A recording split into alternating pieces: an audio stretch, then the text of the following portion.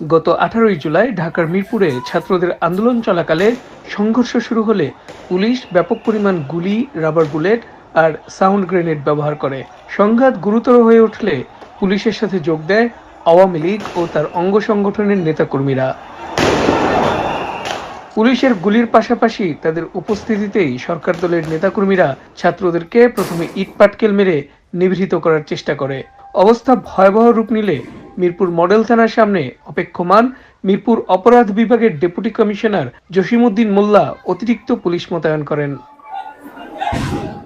আর 5টার দিকে সেখানে দেখা যায় ঢাকা 14 আসনের সাংসদ ও যুবলীগ নেতা মইনুল হোসেন নিখিলকে।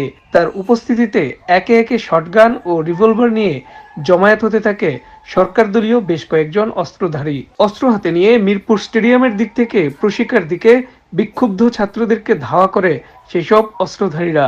তাদের সাথে পুলিশকেও দেখা যায় অংশ নিতে। পুলিশের উপস্থিতিতেই অন্তত 5 জন অস্ত্রধারীকে হামলা করতে দেখা যায়। হেলমেট পরিহিত সরকার দলের কর্মীদের হামলায় ভয়াবহ হয়ে ওঠে পরিস্থিতি। সেদিন আন্দোলনে থাকা আওয়ামী লীগের একজন নেতা নিশ্চিত করেছেন 14 আসনের সবখানে ঘুরে ঘুরে আন্দোলন কমানোর চেষ্টা করেছিলেন তাদের সাংসদ নিখিল।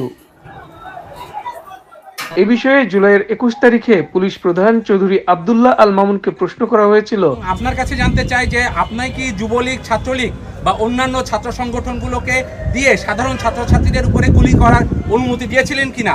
আমরা দেখতে পেয়েছি পুলিশের সাথে দাঁড়িয়ে যুবলীগ, ছাত্রলীগ এবং এমপিরা দাঁড়িয়ে গুলি চালিয়েছে ছাত্রদের উপরে।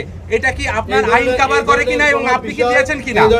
বিষয় পুলিশ করে নাই, আপনারা দেখেন, আমাদের কাছে প্রমাণ আছে। মাননীয় আইজিপি, প্রমাণ থাকলে আপনারা দেখেন, সেই ব্যবস্থা নেওয়া হবে। আমরা সেই নামগুলো বলতে চাই। আপনারা যে ব্যবস্থা আমরা যারা করেছে, যে কাজ করেছে তার বিরুদ্ধে আমরা ব্যবস্থা নিচ্ছি।